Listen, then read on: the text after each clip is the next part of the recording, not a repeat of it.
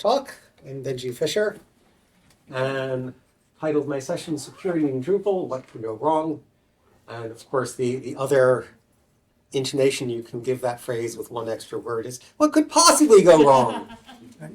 And unfortunately, the answer is lots. So I'm going to try to move quickly through the introduction. So I'm Benji Fisher. I just use my name as my username on Drupal.org, on GitHub, on GitLab. I'm pretty active in the Drupal community. I'm a member of the usability group. I moderate the weekly meeting. I'm one of the co-maintainers of the migration subsystem, or the Migrate API. And I guess for the last 2 years, I've been a member of the security team. And I'm happy, outside of the session to talk about any of those.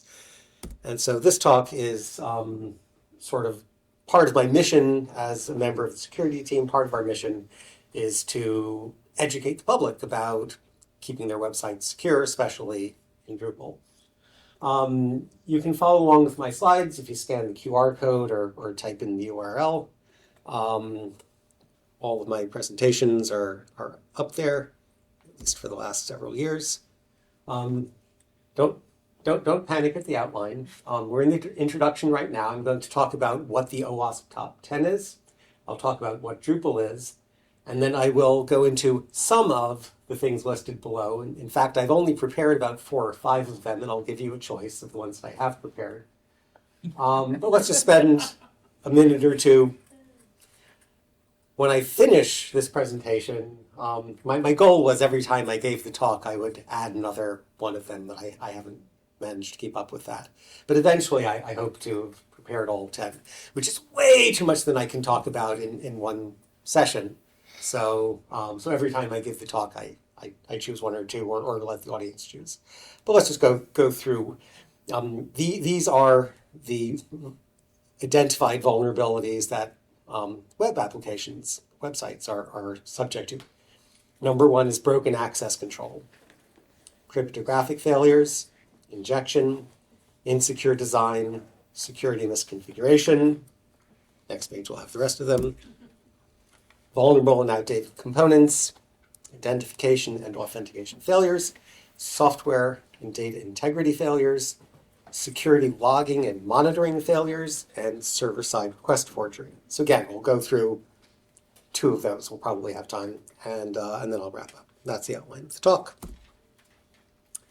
A lot of my slides borrow from, with permission from Peter Wollinen's Cracking Drupal presentations, and I've cribbed a lot of text from OWASP.org, which has Creative Commons license, just like all of my slideshows have Creative license. That link goes to the last page of the presentation, which is my Creative Commons page. So, what is the OWASP Top 10? OWASP stands for Open Web Application Security Project, the Peace Project, which is a nonprofit foundation that works to improve the security of software. So, they're the good guys.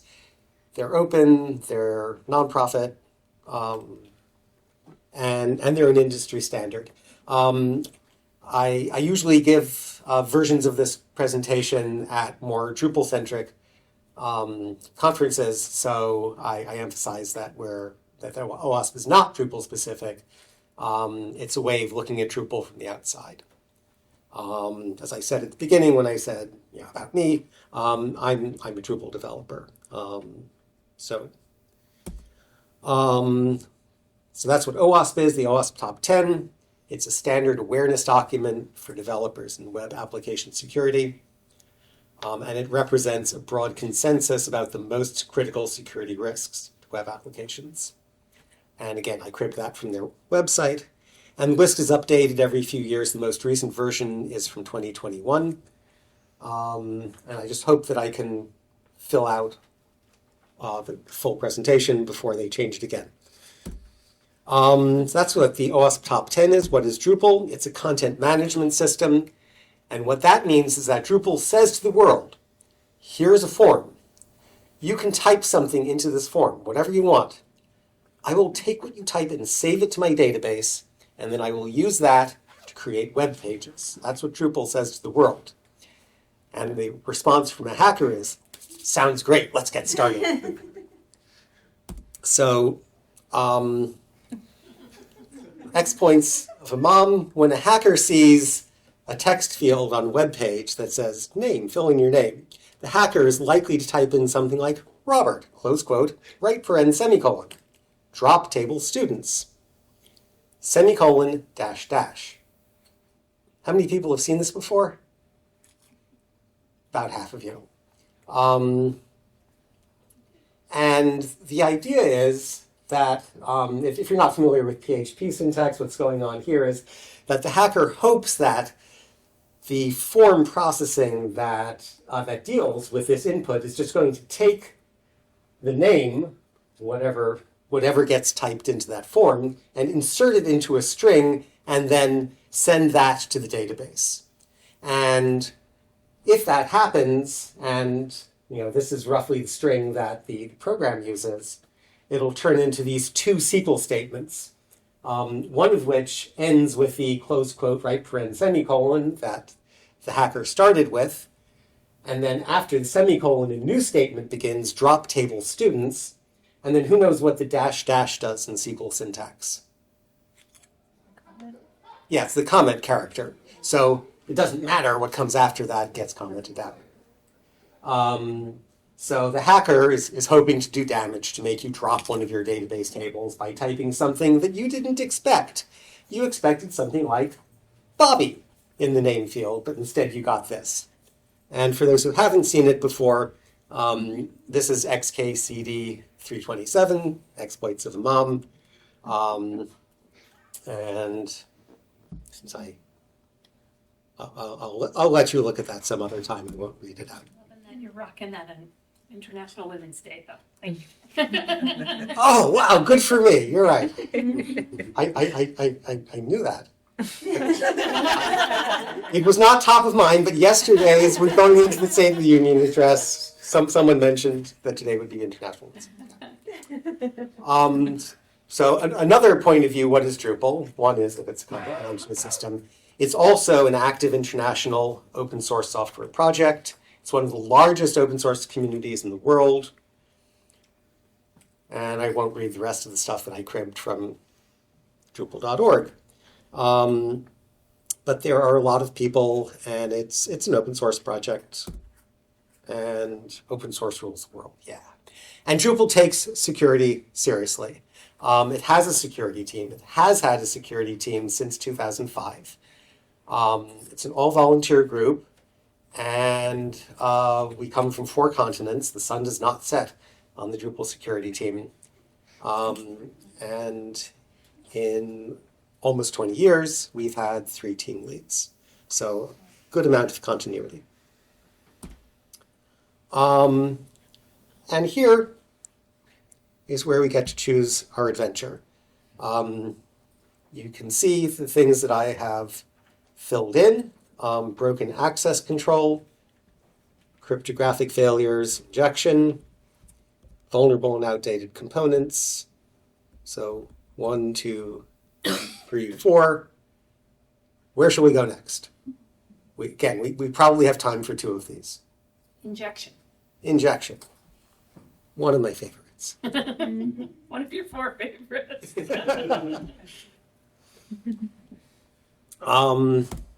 So from OWASP, what is injection? It's when user-supplied data is not validated, filtered, or sanitized by the application. User-supplied data, that's like that form field, the name field that we talked about. It's when dynamic queries are used directly in the interpreter. Again, that's the exploits of a mom thing. Hostile data is used within search parameters to extract additional sensitive records. Or hostile data is directly used or concatenated. So 3 of those 4 things are perfectly illustrated by the XKCD exploits of a mom cartoon. So again, the purpose of this talk is to say, what does security look like in Drupal? 2014, SA Core 2014-005. So SA is Security Advisory. Core is that this is a security advisory for Drupal core, not for a contributed module. 2014 was the year, and it was the 5th core security advisory in 2014. And the announcement, I think it's, I've abbreviated a couple of places where you see the ellipses, but I think what I've left on the screen is worth reading in full. Drupal 7 includes a database abstraction API to ensure the queries executed against the database are sanitized to prevent SQL injection attacks. A vulnerability in this API allows an attacker to send specially crafted requests, resulting in arbitrary SQL execution. This can lead to privilege escalation, arbitrary PHP execution, or other attacks. This can be exploited by anonymous users.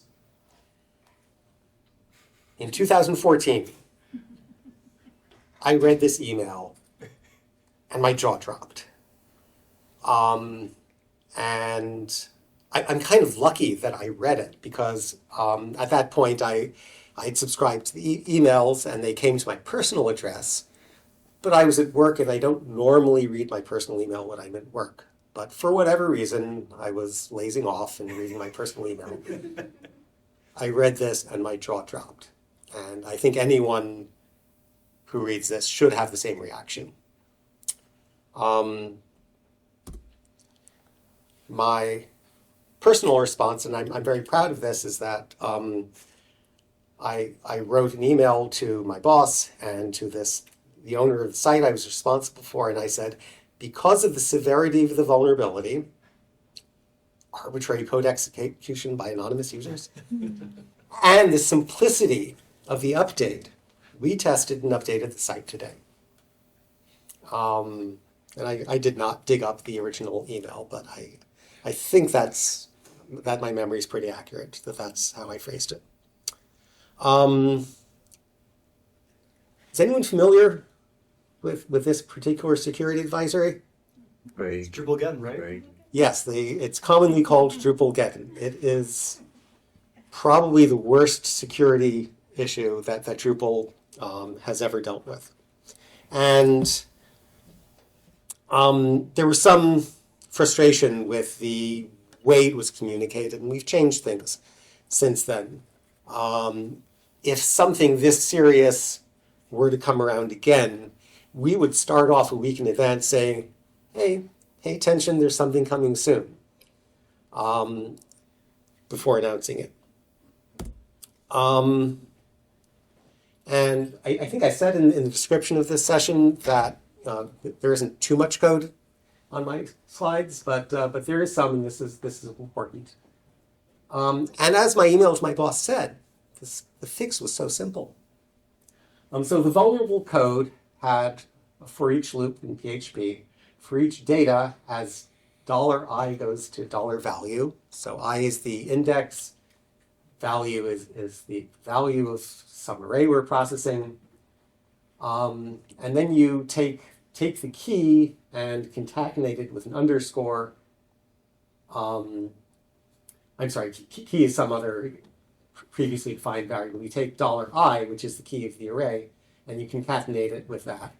And then you use that as the key to a new array, which you call new keys, and you assign that the value. So you're sort of re-indexing whatever this data array is. And you're re-indexing it using a fixed string key and the variable string $I, the key you're given. The fixed code just replaced data with array values of data. So before this sort of complicated re-indexing, it just replaced all the keys of data with sequential 0, 1, 2, 3, so that you get key underscore 0, key underscore 1, key underscore 2, instead of using whatever keys were supplied in that array.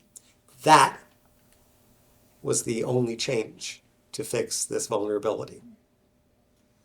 So that's what I meant in my email, that the fix is so simple that we thought it was safe to update the site right away. And there were some code comments that I didn't include here. in my opinion, although that's where the fix is, that's not where the bug was. This was actually one line of code, and I've put in line breaks to make it a little easier to read. We're constructing a query to send to the database. This is a more complicated version of the exploits of a mom thing, where you insert the variable into the string. And we're doing it more carefully. But we're doing a p-reg replace, and we're constructing a regular expression pattern from the key and putting some sort of delimiters on the end.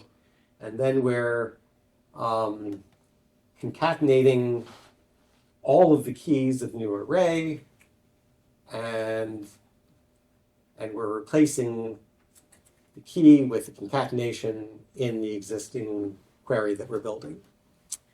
And there's a 7-line comment, which I'm not going to read. But in my opinion, this is where the bug was. This is too complicated. Code that is too complicated to read. Remember, it's all on one line. I put in the line breaks. Code that needs a 7-line comment to explain it is code that is not very secure. And it's easier to analyze and understand what you're doing if you have simpler code, if you break it up into smaller steps. And so that is Drupal getting. Is that the end of this section? Yeah.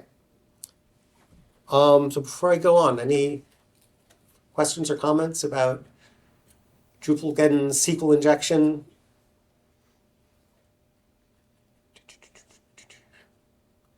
Yeah, and one of the points that I make in several ways is that things that are good for code quality in general are also good for security. Automated tests, short line lengths, comments, code review, having more than one set of eyes on it, having lots of sets of eyes on it. Open source code is more secure than proprietary code. Code in Drupal core is more secure than code in contributed modules, which is more secure than code that the agency you hired has written for you. And that applies both to code quality, reliability, efficiency, and security. Okay, I think doing well on time. So that is injection. And that illustrates how it was communicated to the Drupal community, what it looked like in the code, and a little bit about what sort of effects it would have. So, vulnerable and outdated components, or access control, or cryptographic failures. What shall we do for our second topic? Cryptographic failures? Cryptographic failures, okay. So that's number 2 on the OWASP Top 10. So what goes wrong? Data can be transmitted in clear text. And I remember my second job doing Drupal, so it was like 2013 to 15. Back in those days, our site was running under HTTP without encryption. Like we were logging into websites, putting in passwords over HTTP. So that would be passwords going, data being transmitted in clear text. We don't do that anymore. We were so young.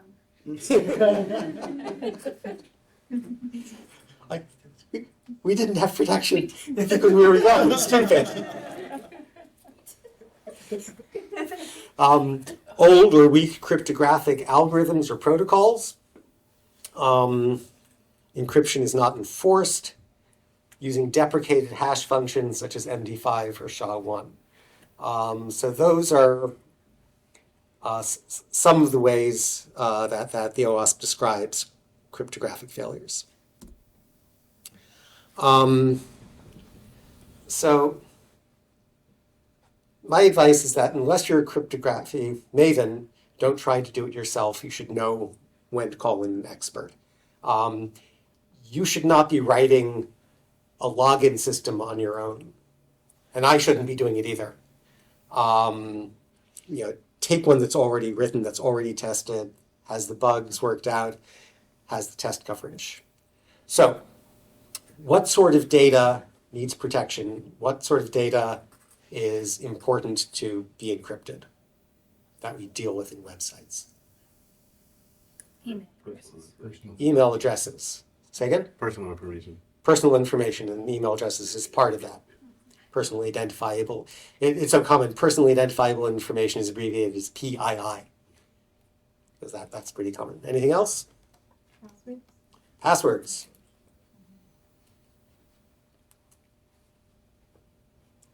I'm going to go on to the next page and list everything I was able to think of. So this is your last chance to see if you can come up with something that I didn't think of.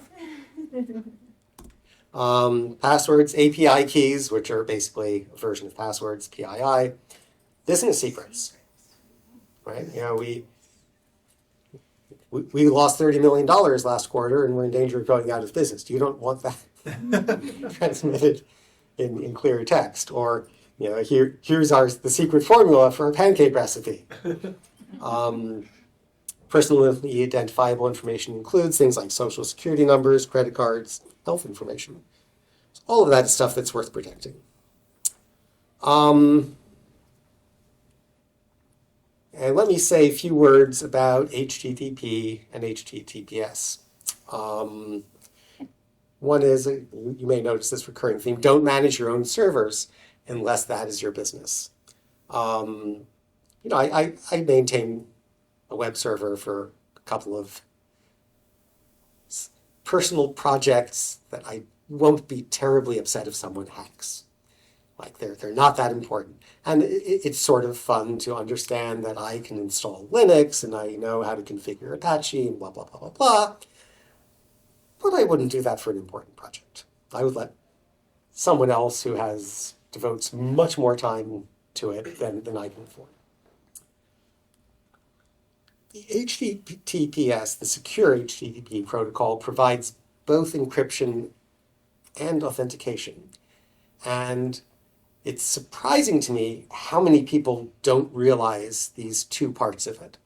So the encryption, I think everyone gets.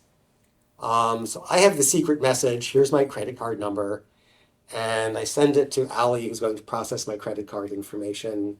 And Ali needs to be able to read it, and I need to be able to read it, but no one else in the room should be able to see it in between. That's the encryption. I think everyone gets that. But it also provides authentication. That as I'm sending it to Ali, I know that Ali is actually the person getting it. And so, it would be really terrible if you went through all the trouble to use these complex cryptographic algorithms and encrypt it and let someone else decrypt it if you are not sure that the person decrypting it is the intended recipient.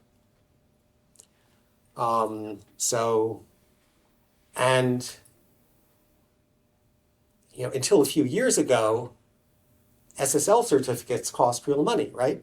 Yeah. Why is that? Prime numbers are free. There are lots of them. It would take me 2 minutes to look up the command and then half a minute to execute the command to create my own SSL certificate for free. For 10 cents of electricity to run my computer or something. So why would people pay for an SSL certificate? Because the certificate comes with a chain of ownership that is used to guarantee that the person holding it is who they say they are.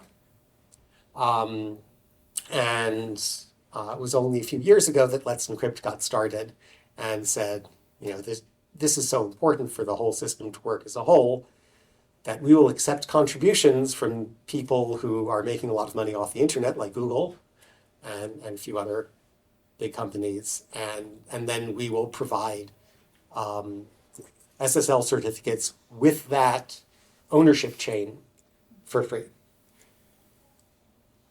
So then there are a few things that, like this is by now standard practice, and maybe I shouldn't bother to mention it, but you shouldn't let people visit your site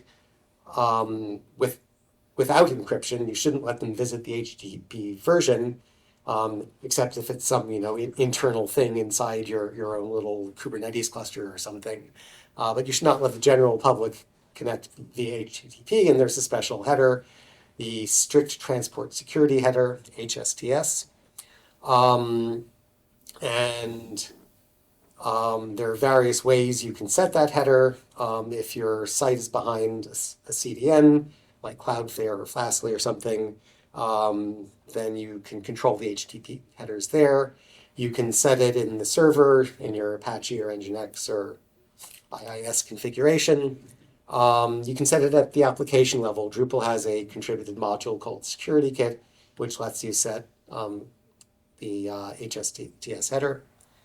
And I guess getting back to older, weak cryptographic algorithms or protocols, the original SSL protocol is known to be insecure. I was always a fan of acronyms. SSL is Secure Socket Layer.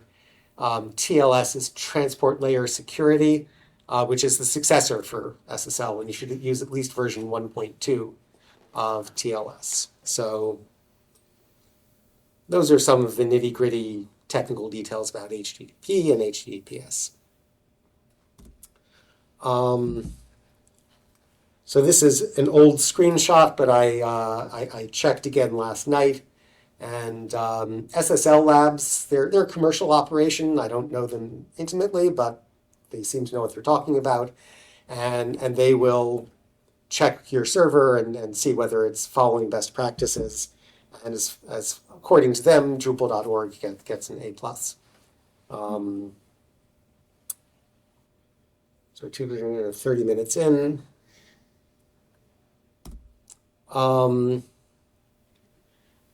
Drupal update information. This is not to be confused with the automatic updates project or project browser initiative, which is under development. But just if you own a Drupal site, there's a module that you should have enabled that periodically checks to see whether there are new versions of Drupal itself, Drupal core, or the modules you're using on it. And if you look in the code, there's a URL for updates.drupal.org/release history. That's where the updates come from. That's how the checking is done. That URL wasn't HTTPS. It was HTTP until 2020.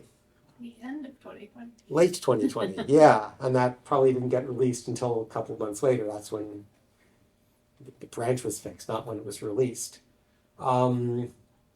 And again, why does it matter? The update information, that's public information. Why is it important for that to be under HTTPS? Authentication. For the authentication. Right, because of the two purposes of HTTPS. Even if you're getting public information, you want to know that you're getting it from the person you think you're getting it from, and not someone who's going to give you some sort of fake version of the update information. So that was fixed 2 years ago. No, 3 years and some months ago. So I guess that was in Drupal 9. Drupal 7 wasn't fixed until last year. I had to update my slide last night because the previous version said it still isn't fixed in Drupal 7.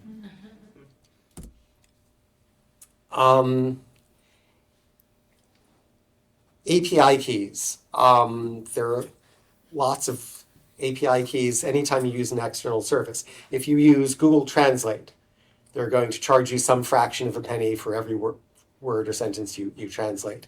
If you use a geolocation service, if you use SendGrid for sending out your emails, you're going to need an API key. It's basically a long password. And what is the proper way to treat an API key and keep it secure?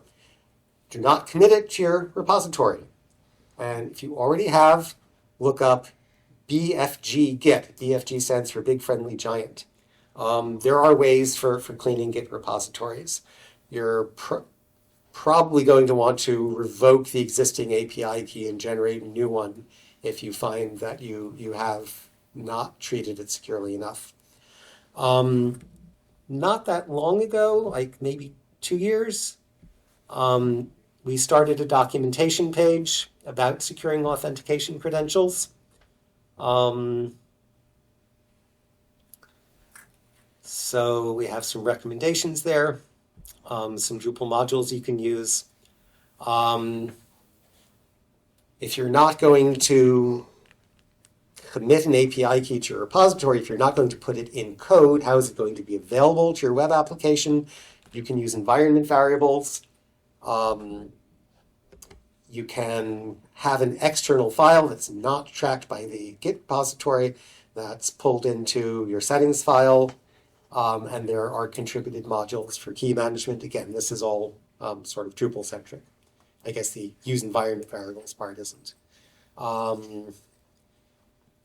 GitHub and GitLab have their own systems for managing secrets outside of the repository. And also CI systems, Circle CI, or what are the other big CI? Jenkins. Yeah, Jenkins is a sort of roll your own continuous integration. Say? Travis, Drone. Travis, right. Drone? Oh, there's a million. Okay. You know more than I do. They all provide ways for managing things like API keys. And I think the slides I've prepared below are sort of technical, and I think I'm going to skip them. But let me just say that user management is one of the strengths of Drupal. It's something it does really well. As I said earlier, don't roll your own. And the first of many rules for dealing with passwords is that you don't store them in the database. You don't store them in the file system. If I'm a web server and you're logging into me, I need to know your password when you send it to me, but then I have to immediately verify it and forget it. So how do I do that? I take what you send me, I hash it, I take something like an MD5, some sort of standard transformation of it. As soon as I've done that step, I forget what you've sent me. Computers are very good at forgetting if you tell them to. Very good at remembering if you tell them to do that. And then the hashed version, the modified or scrambled version, is what I saved in the database. So you give me the plain text password, so I decrypt it from the HTTPS. I hash it, I compare it to the hashed version, which I have saved. And then if they match, I say, great, you can log in. I send you a cookie to stay logged into my password. So you store hashed or encrypted passwords, not the raw passwords. So if you ask Facebook, hey, I've forgotten my password, can you tell me what it is? The answer is no, you can't tell me what it is. If you ask any Drupal site, the answer is no, we can't tell you. What we can do is let you reset your password. Gotta go through jump through some other hoops to find a different way to authenticate before we'll let you do that. Yeah, these last two slides, as I said, are sort of too technical. I think they're not really worth going through. Also, time check, it's 2:50, so I'm 35 minutes in. Yeah, so let me go to, well, first, I will take any more questions or comments about cryptographic security. And then I'll just go to the conclusion part of the talk, and we'll be done. So before moving on from cryptographic security, things that have to be encrypted, how to do it, questions, comments? Well, it's not about cryptography, but it's more Okay. like, as someone who's trying to break into cybersecurity, would you recommend like becoming familiar with Drupal? So for the sake of the recording, I'll repeat the question. If someone is interested in going into cybersecurity, would I recommend going into Drupal? And I sort of see those as two independent questions. You can do cybersecurity, or you can do back-end or front-end programming, or a lot of different choices of what you want to do. You can specialize in Drupal. You can specialize in, I don't know, .NET applications. So you could do security in Drupal. You'll probably be able to find a job, but I guess you've already decided you want to do cybersecurity. Think about Drupal on its merits, not how it relates to security. Do be aware that we do have a security team. We were one of the first open source projects to have an active security team. So we do take security seriously. But get to know the system. Are you an open source true believer? I am. And that's part of the reason that I think that's the main reason that I do work with Drupal. It's because I'm an open source true believer. Anything else? Yeah. Will there be a question and answer at the end? Because mine is also not related to crypto. Yeah, sure, we can have questions and answers. Yeah. Okay. All right, so skip to the conclusion. All these columns I have to fill in. So just to remind you where we've been, talked about what the OWASP Top 10 is and what Drupal is. We went through 2 of the OWASP Top 10, cryptographic failures, which is number 2, and injection, which is number 3, in the other order. We're at the conclusion now. I have some references. So this is where that QR code at the beginning goes to, a list of all my slide decks. I have to make that page prettier, don't I? One of these days. Functional. Pretty straightforward. It is functional, yes. Source files. I generate all of my slide decks from Markdown files, and there's a little repository on GitLab that does that. That was actually my first experiment with CI, continuous integration, was using GitLab CI. So I was a relatively early adopter at GitLab, and I thought it was great. And, it gave me CI for free. Wow. There's a page on the Drupal security team. There's a page about the Drupal core release cycle. And if you do use Drupal, you should understand what the schedule is, know when security updates come out, know when minor versions and major versions are going to be released, and that's all on this page, which is frequently updated. And I know it's frequently updated because I get notified every time it is. Drupal security advisories, I read you one of them, the one announcing Drupalgeddon. Right, it wasn't until a few weeks later that they called it Drupalgeddon. But there's a page listing all of them. We had one, today's Friday the 8th. Yeah, so we had one 2 days ago. Just one? Yeah, just one. And it wasn't Drupal core, it was a contributed module. So those are some references. I have a lot of biases. One of my biases is that I don't like JavaScript. I think we should get the page right when we send it to you and not make you have to work to make the page right. But JavaScript has its place. And another of my biases is that I favor Drupal core. I spend a lot of time thinking about Drupal core. And I sometimes forget that there are important, useful contributed modules, and some of them related to security are the security review module, which checks for known misconfigurations, a paranoia module, which makes sure you're not letting people evaluate random PHP expressions from the web interface. Security kit, which is sort of a grab bag. It lets you set some HTTP headers, does origin checks against cross-site request forgeries. Garter is a Drupal distribution. It's intended to be, a starting point for your Drupal project with security in mind. And there's the two-factor authentication module, which I kind of think should be part of core these days. Maybe one of these days it will be. So there's my slide for random questions. Go ahead.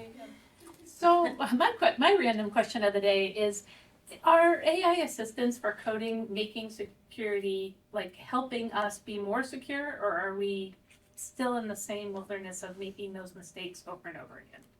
Okay, so for the sake of the recording, the question is whether AI is helping us make our code more secure, or whether we're still in sort of the Wild West manual pace. So AI in many ways is a two-edged sword, like the internet, like our keynote was talking about. It does a lot of good things, and it also does a lot of bad things. And one of the bad things, I just read a blog post on this a few weeks ago. People often submit reports of possible security flaws. A lot of the time, these take the form of, I ran this standard security suite against your site, and it came up with these 3 things that it thinks might be broken. And 99.9% of the time, those are false positives. And yet, we have to consider reports like this. Those reports are getting more detailed thanks to AI. They're not getting any better, but they're getting more detailed. And they're getting more numerous because of AI. So that's one way in which it's hurting. Ways in which it might be helping. I guess I just have to say I don't know. There might be people out there training AI to look for suspicious patterns, things that need more attention. And if they're not doing it yet, they should be soon. So I can't honestly answer whether it's already there, but yes, there should be tools that help us write more secure code. They may already be here, and if they're not, they should be available soon. Other questions? Jim? So, like you said, the automated scanning, like I've noticed that those are hit or miss with like just kind of like this is a general list of things. But I'm wondering, are there other tools that you're using for like penetration testing? I think OWASP has a tool called Zap. There's other like networking tools like Wireshark. Do you use these at all, or do you have anything you recommend that you actually use to try to find exploits or like test your systems against? So the question is, automated security scans are known to be hit or miss. There are some tools that can be used. The OWASP has at least one of them. And the question specifically is, do I use any of these tools? Neither I nor the Drupal security team is responsible for going out and finding vulnerabilities. Some members of the team do that on their own. I do not. So we're largely, as a group, reactive, that people submit reports to us. We coordinate with people who maintain Drupal modules. We are responsible for Drupal core. Maybe our primary mission is to coordinate the responsible disclosure. And as far as Drupal core is concerned, we are also responsible for coming up with fixes and assisting with contributed modules. But finding them, doing penetration tests, even doing security analyses is not part of what the security team does as a team. In fact, I briefly mentioned the automatic updates initiative.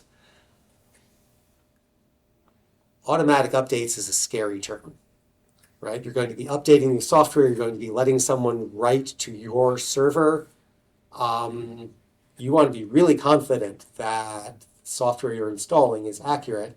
And if it's going on completely automated behind your back, what guardrails are in place there? I know that WordPress has automatic updates. I don't know a lot about WordPress, but I would be very nervous about using automatic updates in any software. But anyway, Drupal is working on automatic updates and working on having the verification chain to make sure that can be done securely. And the Drupal Association hired an outside company to do a security review of the protocols, the system, and the code implementing it. That was not the responsibility of the security team. And I think I'm at the end of the hour. Any last quick questions? Go ahead. Pardon me if this is overstepping, but are you on LinkedIn to like connect with, or is that? The question is whether I'm personally on LinkedIn. I am. I mostly only connect with people I've actually worked with. Okay. So thank you for coming. I'll be here all day and tomorrow. Thank you. Thank you.